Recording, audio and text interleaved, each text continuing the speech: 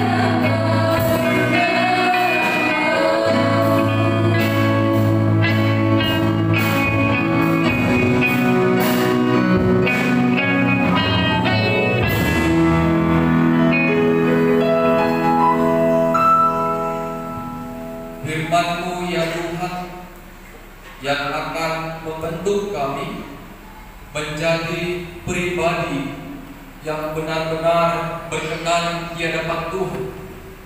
Ketika kami mendengarkan firman-Mu, Roh Hikmat-Mu menyertai kami, sehingga kebenaran firman Tuhan boleh tetap tinggal dan berbuah dalam hati kami. Dalam nama Yesus kami berdoa dan mengucap syukur kepada Tuhan. Amin. Shalom. Selamat hari Minggu. Bapak Ibu jemaat Tuhan, mari kita buka Alkitab kita yang bawa Alkitab dari Markus pasalnya yang pertama, dimulai ayat 9 sampai ayatnya yang ke-15. Markus pasal pertama ayat 9 sampai 15. Kami akan membacakan bagi kita semua. Demikianlah firman Tuhan. Pada waktu itu datanglah Yesus dari Nazaret di tanah Galilea, dan ia dibaptis di Sungai Yordan dan oleh Yohanes. Pada saat itu ia keluar dari air, ia melihat langit terkoyak dan roh seperti burung merpati turun ke atasnya. Lalu terdengarlah suara dari surga, "Engkaulah anak yang kukasihi, kepadamulah aku berkenan." Segera sesudah itu roh memimpin dia kepada gurun. Di padang gurun itu ia tinggal 40 hari lamanya. Dicobai oleh iblis, ia berada di sana di antara binatang-binatang liar, dan malaikat-malaikat melayani dia. Sesudah Yohanes ditangkap, datanglah Yesus ke Galilea memberitakan Injil Allah. Katanya, "Waktunya telah genap, kerajaan Allah sudah dekat. Bertobatlah dan percayalah kepada Injil."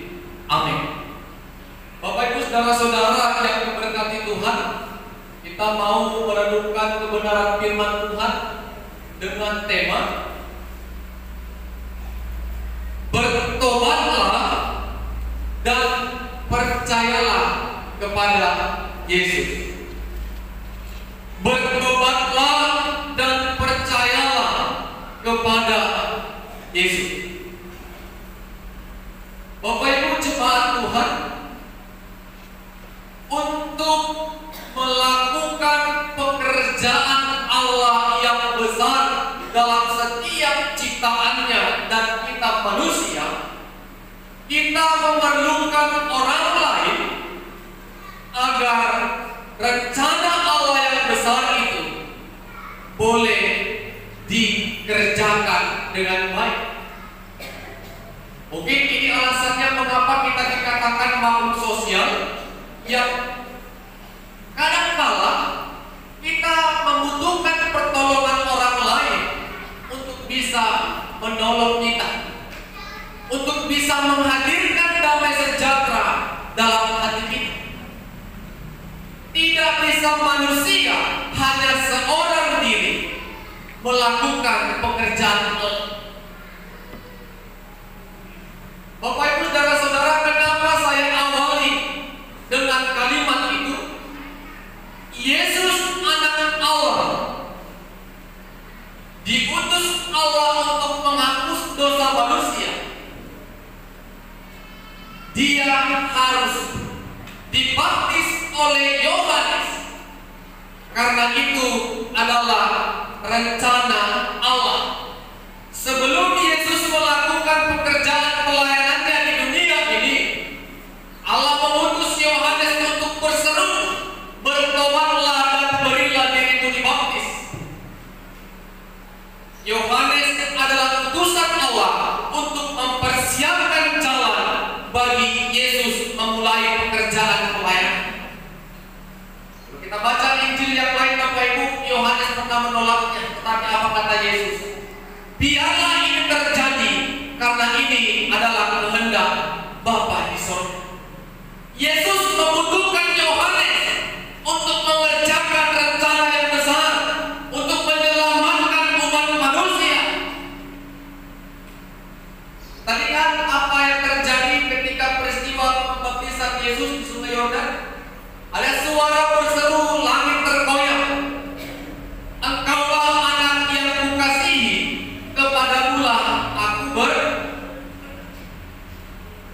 pernah lewat 5 minggu transfigurasi, ada yang ingat? Ketika Yesus dimuliakan di atas gunung, langit gelap, apa katanya? Dialah anak yang kukasihi, dengarkanlah dia. Ini hampir sama. Langit terkoyak, Allah berkata kepada Yesus, engkaulah anak yang kukasihi, kepadamulah aku berkenan. Setelah peristiwa pembaptisan ini Bapak Ibu, Yesus dipimpin oleh Roh Kudus menuju padang gurun. Dikatakan di padang gurun Yesus dicobai iblis. Kalau kita baca Injil Matius pasal 4, pencobaan di padang gurun, 3 kali Yesus dicobai oleh iblis. Karena Yesus posisinya dalam keadaan lapar, puasa 40 hari 40 malam, dia selesaikan puasa itu. Iblis mencobainya, jika engkau anak Allah, jadikanlah batu ini menjadi roti. Apa kata Yesus? Manusia tidak hanya hidup melalui roti saja, tetapi melalui perkataan firman Allah. Tidak berhasil si jahat mencobai. Pencobaan kedua, jika engkau anak Allah, jatuhkanlah dirimu dari atas sampai ke bawah, karena ada tertulis, malaikat-malaikat Tuhan akan menatang engkau dan kakimu tidak akan jatuh mengenai tanah. Apa jawab Yesus? Hendaklah engkau iblis, jangan pernah engkau mencobai Tuhan Allah. Toh tak berhasil sepulis. Pencobaan ketiga, semua harta dunia, kerajaan dunia akan aku serahkan kepadamu jika engkau sujud dan menyembah kepadaku. Apa kata Tuhan? Hendaklah engkau iblis, hanya Tuhan Allah yang layak dipuji dan disembah. Bapak Ibu, 3 kali Yesus menaklukkan si jahat atau iblis yang mencobai dia di padang. Kita lihat Bapak Ibu, di padang gurun Yesus bersama malaikat. Yesus dipimpin oleh Roh, tetapi dia juga tetap dicobai oleh iblis. Apalagi mahita, apalagi di manusia biasa. Manusia biasa, keinginan daging kita dikalahkan.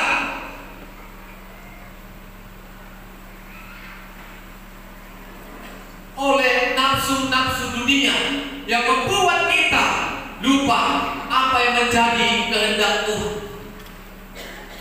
Bapak Ibu, ada sebuah ilustrasi.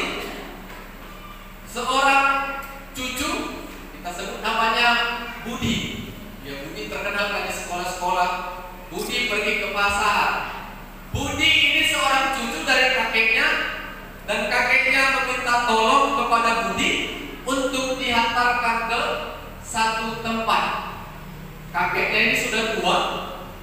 Ketika kakeknya meminta tolong kepada Budi, "Cu, tolong hantarkan kakek ke sana." Dengan semangatnya si Budi mengekor kereta dan mengajak kakek, "Ayo kek, naik." Ketika kakek ini dengan lemahnya naik sepeda motor, naik kereta, dan sudah duduk di atas bangku kereta, si Budi berkata, "Kek, pegangan yang erat, nanti kakek jatuh." "Oke cu, bereslah itu." Sebelum masuk gigi 1, si Budi kembali ingatkan, "Kek, pegangan erat, nanti kakek bisa jatuh." Cerewet kali kau cu, sama kayak bapakmu. Padahal yang dikatakan cucunya benar, pegangan erat supaya tidak jatuh. Udah sudah kupegang dengan erat. Dimasukkan lagi satu. Jalan kereta 10 detik berjalan, Budi mendengarkan suara jatuh yang begitu besar. Bang! Dan Budi melihat ke belakang, kakinya tidak ada di belakang. Budi ketakutan dan menghampiri kakeknya. Kakek, kenapa kau jatuh?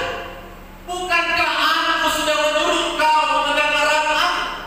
Sudah cu, apa yang kakek pegang? Pagar besi yang ada di rumah mereka.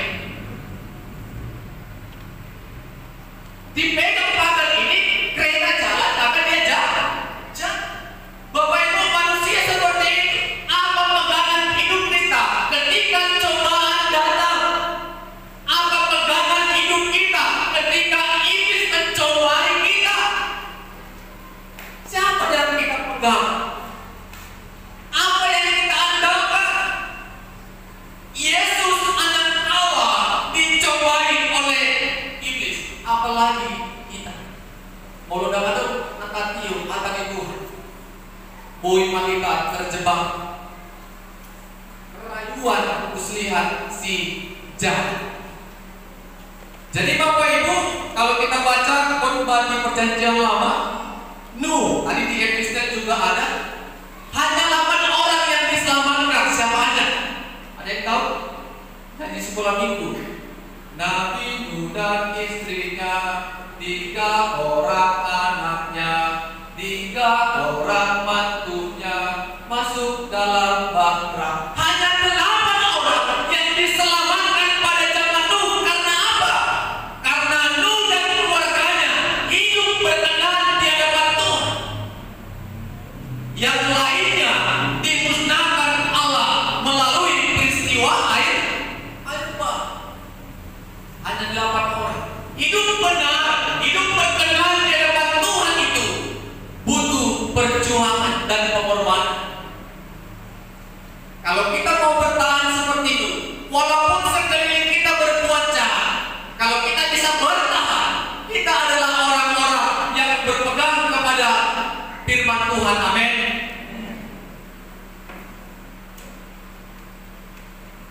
Kalau kebanyakan kaum bapak partengke, jangan kita partengke. Kalau banyak kaum bapak perjuji, jangan kita perjuji. Kalau banyak kaum ibu menggosip, jangan kita menggosip. Datang ke Tuhan Bapak Ibu. Siapa yang hidup benar di Huta Padang ini? Ya, saya beralamat 1 Huta Padang. Ketika Tuhan berseru dari atas, Pak Huta Padang bertobatlah. Saya juga ketakut. Siapa yang diselamatkan satu keluarga? Kita mau semua berpegang kepada firman Tuhan. Pegangan kita adalah firman. Pegangan kita adalah keselamatan yang kita dapatkan dalam diri Yesus. Agar kita seperti Nuh yang diselamatkan semua seisi rumah, tangga, dan keluarga kita. Amin. Kita bergumul Bapak Ibu. Sudah bagus pun kita didik dan tempat akan bentuk anak-anak kita, hasilnya terkadang nihil. Apa boleh buat? Yang penting sebagai orang tua, kita telah bekerja keras, berusaha dengan baik bagaimana semua anak-anak ini boleh mendapatkan keberhasilan di kemudian hari. Bapak Ibu saudara-saudara yang kami kasih dalam Kristus Yesus, apa yang mau kita renungkan dari kebenaran firman Tuhan pada saat ini?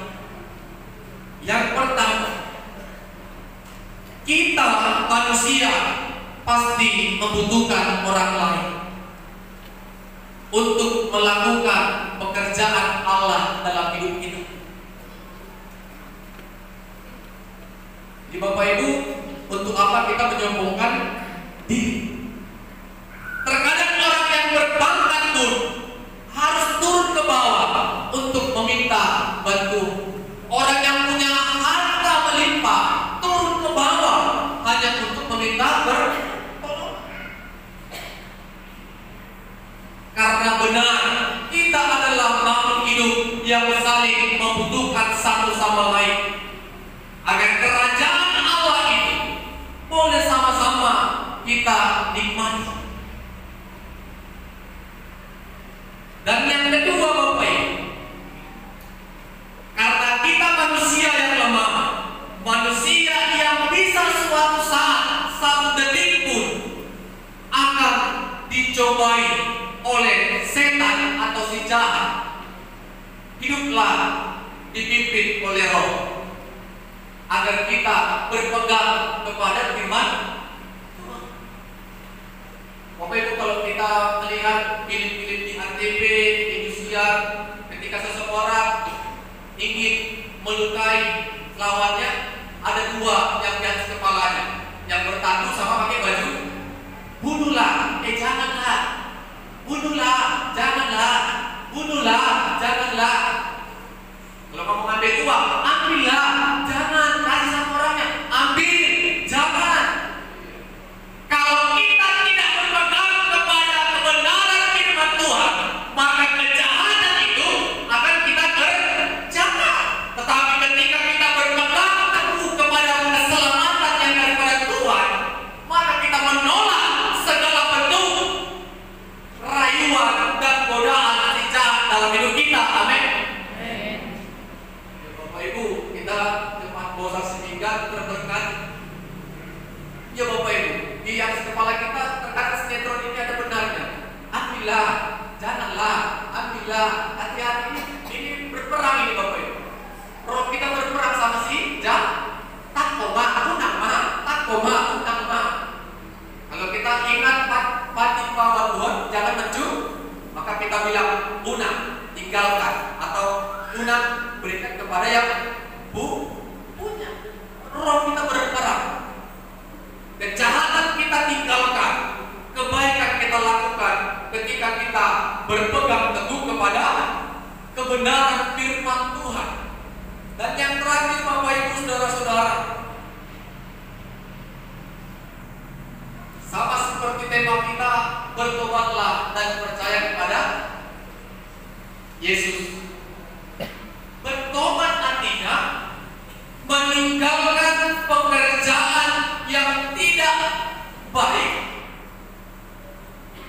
berubah menjadi melakukan pekerjaan yang baik.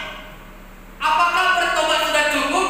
Belum, karena kita belum percaya kepada Yesus. Ini yang membedakan kita Bapak Ibu dengan agama-agama lain. Jadi Bapak Ibu, ketika ada orang bertanya, apa bedanya agama muda atau agama Nabi? Rasa Bapak Ibu ada sebagai pertanyaan menjawab, kalau agama Nabi nama minyak dong. Bapak Ibu, nama minyak sialah muda, ini terkenal Kristen. Sudah bertobat? Sudah. Tetapi apa kekristenan kita? Apa jati diri kita agar orang lain kita percaya? Yang membuat beda kita dengan mereka hanya percaya kepada bukan nakar minyak-minyak. Saat ini udah payah yang minyak-minyak kan, sehingga gak yang sering muncul di pesta. Bapak Ibu Saudara-saudara, jangan tunjukkan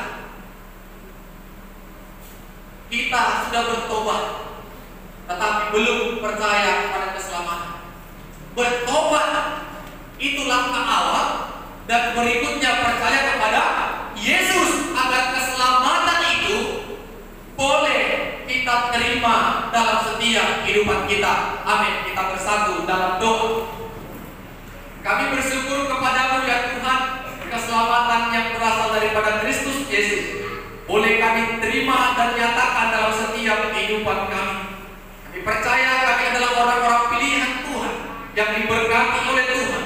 Ajari kami Tuhan untuk meninggalkan keinginan daging kami, perbuatan dosa yang tidak berkenan di hadapan Tuhan, agar kami bisa hidup seperti Nuh dan sekeluarga kami, berkenan di hadapan Tuhan, berpegang teguh kepada kebenaran firman Tuhan.